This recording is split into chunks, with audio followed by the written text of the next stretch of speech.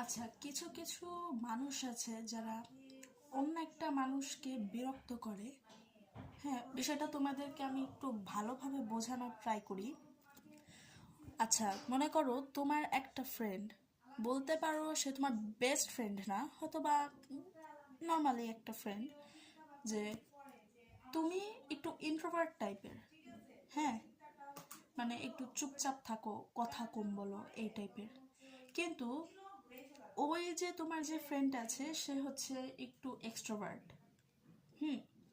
এখন সে তোমার সাথে মানে এত কথা বলে, এত বিরক্ত করে, শুধু কথা না, প্লাস তোমাকে অনেকভাবে বিরক্ত করে, তোমাকে খোঁচায়। হ্যাঁ, ঠিক আছে। এখন তোমারে এত খোঁচানো খোঁচায়, তারপরে তুমি কোনো অ্যান্সার করো না, তুমি চুপচাপ সব সহ্য করে নাও। হুম। কিন্তু সবসময় তো আর মানুষ এটা সহ্য করবে না। যে মনে করো একদিন সে তোমাকে অনেক বেশি বিরক্ত করছে, তুমি অতিষ্ঠ হয়ে কি করলে, তার সাথে একটু চিৎকার করে উঠলে বা তাকে একটু ধমক দিলে যে এতটা কেন বিরক্ত করো আমাকে, বা এত খোঁচাও কেন আমাকে।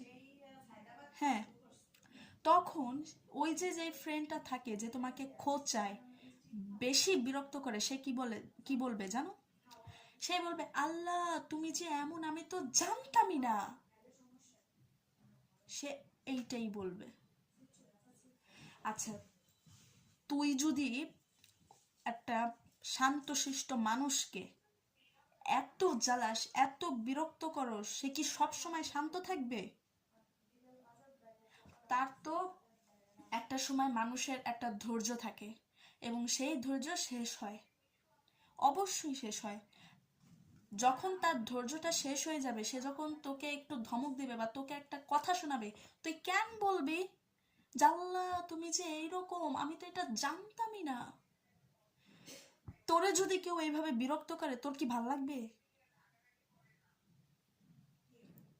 তাই আমি এটা তাদেরকে বলছি যারা অন্য মানুষকে বিরক্ত করো, যে প্লিজ একজন শান্তশিষ্ট মানুষকে বিরক্ত করিস না, কারণ সেই শান্তশিষ্ট মানুষরাই যখন রেগে যায় এতটা ভয়ানক হয়ে যেতে পারে, এটা কল্পনারও বাহিরে।